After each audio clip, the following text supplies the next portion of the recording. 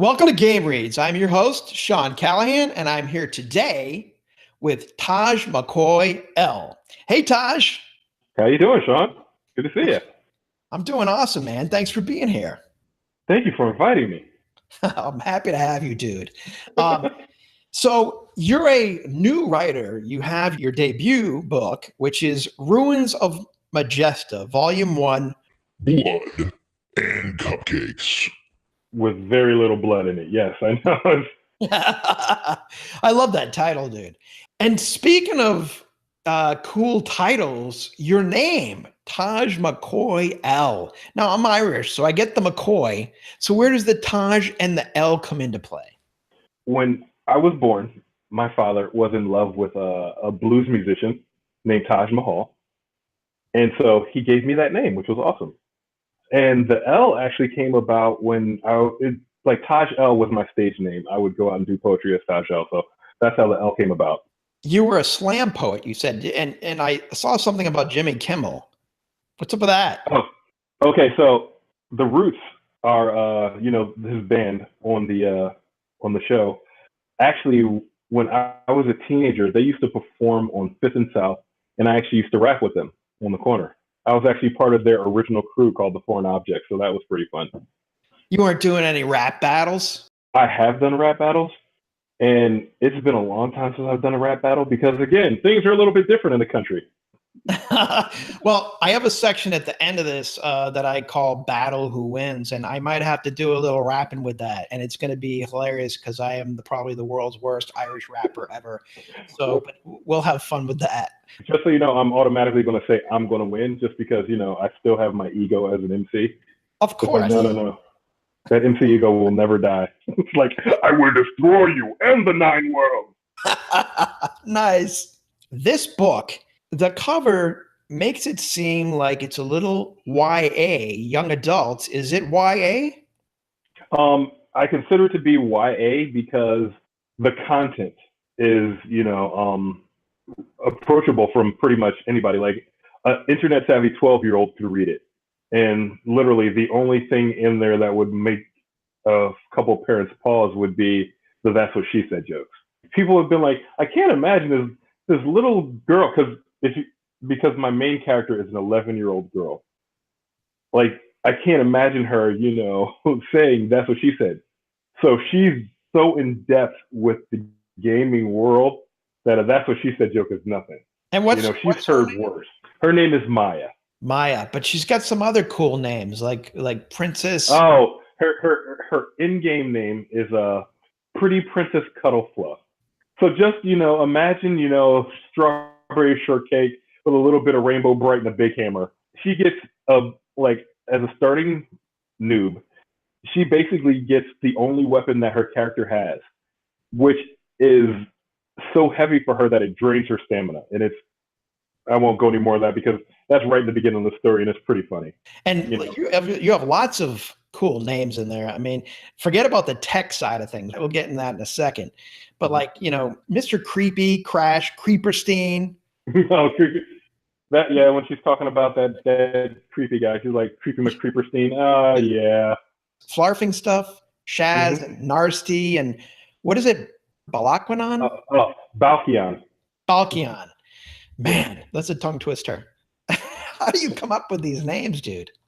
So Shaz is pretty easy because, she was yelling next to me and she goes, Shaz! I was just like, she can't say curse words. What can she say? And I played around with just a couple phonetic things and I was just like, that works, Shaz works. And it's like, flarf and stuff. And it just came out one day. I was just like, yeah, I'm keeping that. Yeah, I love that. And you chose a little girl. She's 11, correct? She's 11. Which fits in with the YA. I'll just say it up front. This book is great. I loved it. I had a great time reading it. And I did not find it underwhelming as a YA book for an adult. I found it fully fleshed out. In fact, it has quite a complex plot in there. And I loved the little girl. How did you decide to come up with a little girl as an MC? I basically based the character off of my daughter, who was 11 at the time. And I wanted to write the book so that they could actually read it. So that's one of the reasons why I put it in the YA. Literally, me and my daughter were talking about Gamelit and Lit RPG and trying to figure it all out. and we were sitting there laughing, and I basically brought up this idea of, well, what would happen if you had parental filters? Because you're only 11, you can't see all the blood and gore. And then we started talking like I was imagining her hitting someone in the back of the head with this big giant hammer, somebody's eyes like popping out and rolling across the ground, like cartoon style. Totally cartoon stuff. And I realized that I had to rein the cartoony stuff in, but I could limit the blood. Yeah, that was smart, I think. The crafting in the book is extensive, and it's got one of the coolest little crafting niches that I've never seen this in a book before, and that is sewing. Oh, man. What's up with that, dude? So her save file, basically the only two other skills that her save file had were cooking and sewing, because, as a little girl game, it's like, oh, look, I'm going to make pretty dresses, or, it's Pie Mountain. You got to make pies. Which skill was going to give me more leeway to play with? I was like, I think I'd rather do sewing. I was reading that and I was like, oh God, sewing? And then I was like, This is brilliant. Mm-hmm. You also said that one of your favorite skills or abilities in the book is enchanting. Mm-hmm. And I see that, because the enchanting ability that Maya uses, along with her sewing, allows her to create these things that nobody has seen in the game. And the funny thing is that even though she's creating these things, as soon as somebody who's like super experienced sees it, to be like, I can make this. It's not like something that she will hold the patent to forever, but it's something that she will be like, oh, that's super simple and easy. Why didn't I think of that? But usually you get these enchanters and they're like, I am the enchanter. I live on the mountaintop. You must come and bring your king's gold in order to get me to enchant something. But as a basic level enchanter, oh man, she's having fun. And she definitely lets the proverbial cat out of the bag with this stuff, because people didn't realize, as you just said, people didn't realize they could actually create this stuff this way. And when she does, she's kind of letting the cat out of the bag. And speaking of cats, there's a main character in here who's a pretty cool cat, pun intended. I don't know. Name? His name is Grax. So I love that name. His full name is Graxiel Destruer, or Graxiel the Destroyer, but he's like, just call me Grax. That's pretty damn pretentious. I mean, only a cat could do that. Who creates a name like that as your character name? You got to have a personality there. I just wanted her to run into a smart mouth, little smarmy something or other, and just like really just be like, oh, so you think you're so cool? Oh, yeah, okay, whatever. Here, let me show you this. It was such a well-written book. For being your debut, I was really surprised at how well edited, how well written it was. As I said, with the cover and being an 11-year-old MC and the sewing, I was like, but it just captivates. It's such an involved story, and it's such a easy story to read for being so complex. I think you really did a great job on it, dude. Congrats. Thank you. And I just tell people, I'm like, look, after you get in game, things get a lot simpler. Like there was definitely some exposition in the beginning of the book that needed to happen, and because there's so many characters and so many angles, there's always like you have to set up your world, and if you don't take the time to do that correctly, then things will fall flat. I highly recommend everybody pick up Ruins of Majesta, because I know Taj probably loves the cover. I'm not a huge fan of the cover, I have to say. I understand. I've heard that. So for me, as a marketing cover, I say, yeah, but the book way over delivers, dude. It way over delivers. So I highly recommend that anyone who's thinking this might be YA, or that based on the cover and the colors on the cover, that it might not be your cup of tea, I disagree. You're going to love it. Pick it up. So you're not necessarily a gamer, Taj, per se. You weren't a lifelong gamer, but you definitely have some interesting game choices as favorites. And one of them is Othello. Oh, I love strategy games. Oh, man. Othello, they like on the box it says a minute to learn, a lifetime to master. And it is so true. what is it? A couple of weeks ago, I went down to the Bay for my family reunion, and I wound up sitting and playing an hour-long game of Othello with my cousin. Wow, an hour long? It's serious. It just gets really serious. If you've never played Othello with a real strategist, like I'm the guy who can basically turn over the whole board and make it my color. There's a myth about Othello that whoever goes first wins. Not true. Like me personally, I actually like to go second. There are 6 squares that you have to worry about. So the first square is the whole entire board. The second square is the 16 squares in the middle, and then the 4 squares in the corner. There's 4 of those. When you start off, you start off in the middle of the board. Whoever comes out of those 16 squares in the middle is going to make it easier for the other player to get to a wall. Right. Walls are extremely important. And I think that's where the myth comes from, because basically, I guess the logic was whoever goes first is kind of the person that would be pushing the other person out of that perimeter just by. No. If you play the game and you all fight inside of these 16 squares and there's no more moves left in that square, the person who goes first is the first person to go out. Maybe that's where. But I've also figured out a way to, even if I'm the first one out, I won't be the only one. Like, oh, you're going to flip this piece to your color. Well, watch. Right after that, I'm going to flip my piece to your right back. So I'm on the wall with you. Like, it's like, I'm not going down alone, buddy. I'm taking you with me.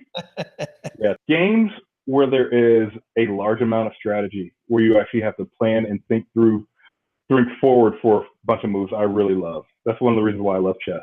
Chess, there's another complicated game. But chess is one of the few games that the only way you can learn how to play, or the best way to learn how to play, is getting your keister handed to you. Definitely with chess, getting your ass handed to you is a good way to learn. No, very much so. But other than like board games, you do end up playing quite a bit of video games, and you're a fan of the hand combat, and that shows in your book as well. Did you have any training there, or why are you such a fan of the brawling? I'm a martial artist, or at least I used to be. I used to study Northern Shaolin. Definitely love kung fu movies.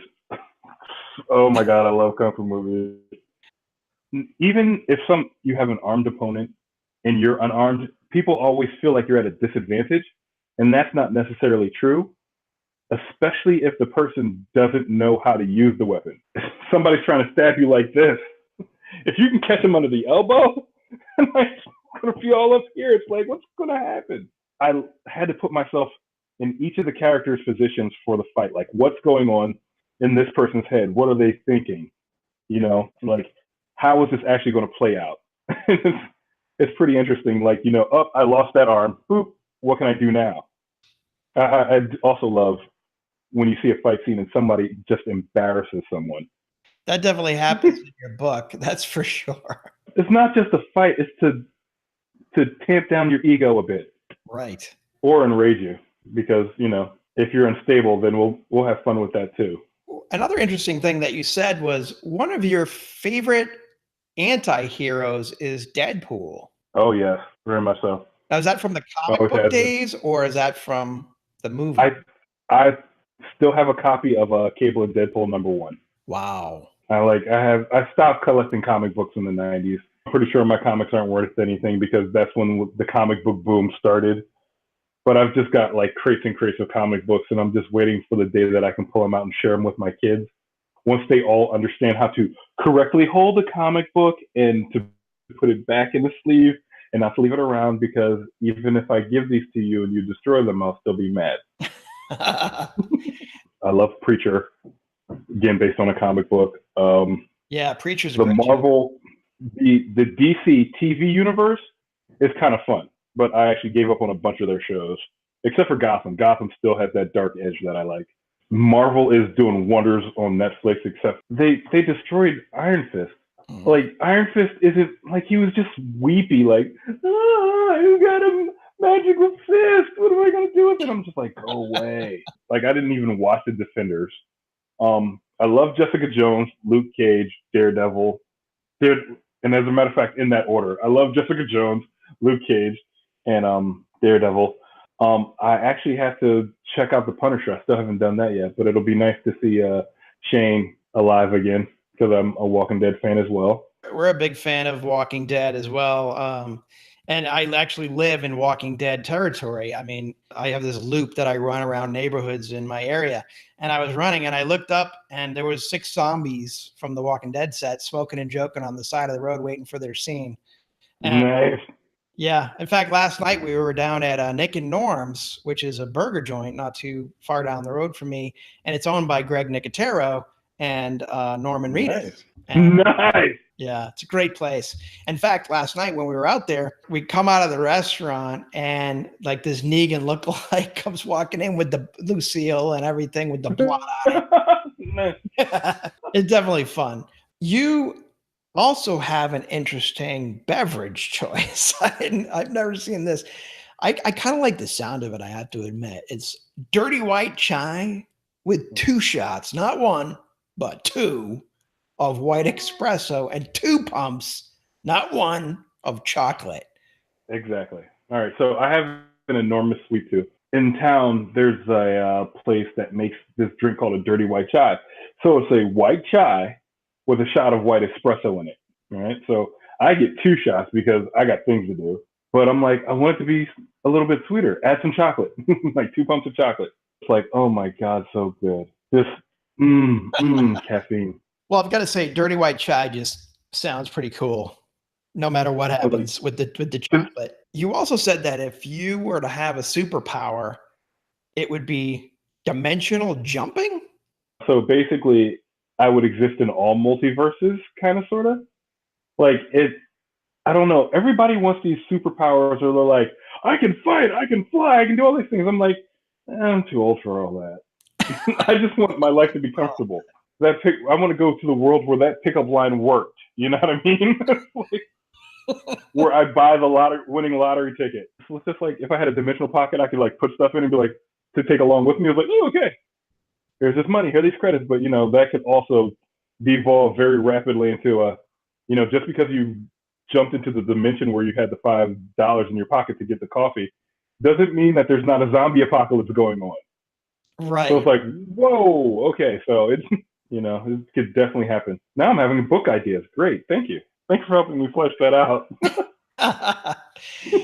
So we're at the stage of this game where I love to call Battle Who Wins. And I promise you that I would try rapping. You really don't have to. This is going to get ugly. And if it gets ugly, we'll just delete it. No. Here's the thing. If you do it, you can't erase it. I think that should be the thing. Like, if you're going to go for it, go for it. You got to go for broke. Because chances are I'm going to make some really interesting faces. I just have this feeling. All right. Well, here we go. I'm going to do my best rap battle. Just for you, Taj.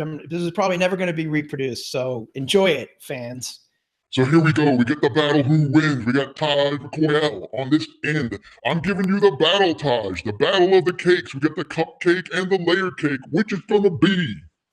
It's going to be the cupcake, because Cupcake has a big hammer that she can slam on down. So what happens to the layer cake when the hammer hits? It's all over the ground. I like that. You're going with the layer cake. No, Cupcake. Because Cupcake has a hammer. No, like, all right, honestly, I'm such a cake snob. It's so funny. My no cake in this world will ever be as good as my grandmother's butter pound cake with the frosted lemon drizzle on it. And I judge all other cakes by that. So she can take that and make it into a cupcake, or she can take that and make it into a layer cake, and it doesn't matter. I'm going to dive in face first. So grandma wins. Grandma wins hands down. I got to go with grandma. All right. Well, we got the second one. Here we go.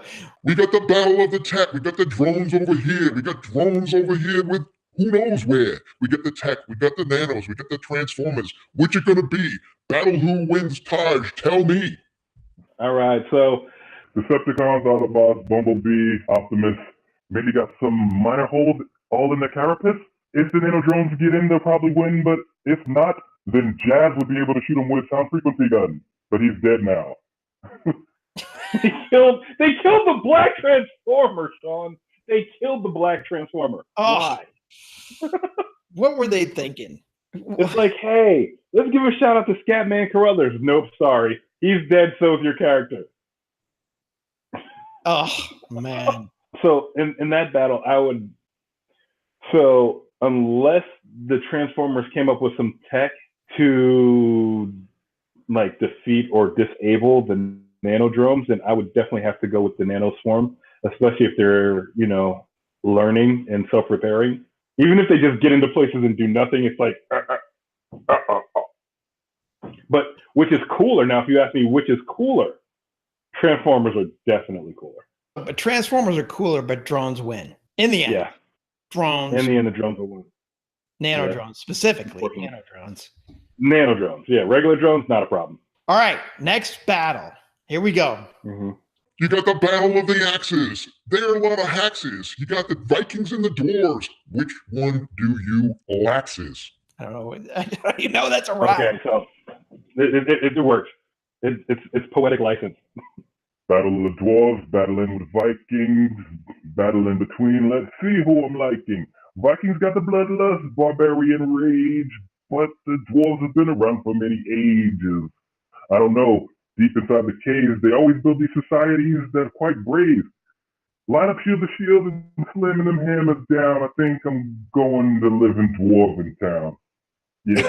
Nice. I like how you wrapped it up there, dude. That was good. Thank you. Like, I just think dwarves have the teamwork and the technology to take over Vikings. Vikings were just kind of nomadic. Like, if dwarves were nomadic and they didn't have a shield wall, okay, they both have shield walls, but when you think about a dwarf, it's like their shields, they slam their shields into the ground and go, this is our shield wall. You see Vikings, it's like, hey, we all got a bunch of shields that we're all sticking out like this. These little round shields. And I'm just like, nah, I'm going with the dwarves. You can't move a dwarf. Dwarves are crazy. So you gave me a battle who wins, and it was... Battle who wins, a necromancer or golemnist? And I actually happened to see this on one of the Facebook groups, and I was just like, okay, that's a good question. I'd have to say necromancer, simply because I love the undead. I live in Walking Dead territory, like I said, so how can I turn my back on the dead when they literally surround me, man? I have to go with that to preserve my own sanity. I got to go with Golemist because I'm a tech guy. Well, dude, it was great to have you on. I really appreciate you coming, and I love the book. Go pick up Ruins of Majesta, Volume 1. Blood and Cupcakes. Blood and Cupcakes! Thanks for watching Game Reads. Check out our other great interviews on YouTube and GameReads.net. Connect and chat with other fans on our Game Reads Facebook page and YouTube channel, and support us on Patreon.com. Please subscribe now to our YouTube channel or iTunes podcast and never miss an episode. Cheers to legendary gear.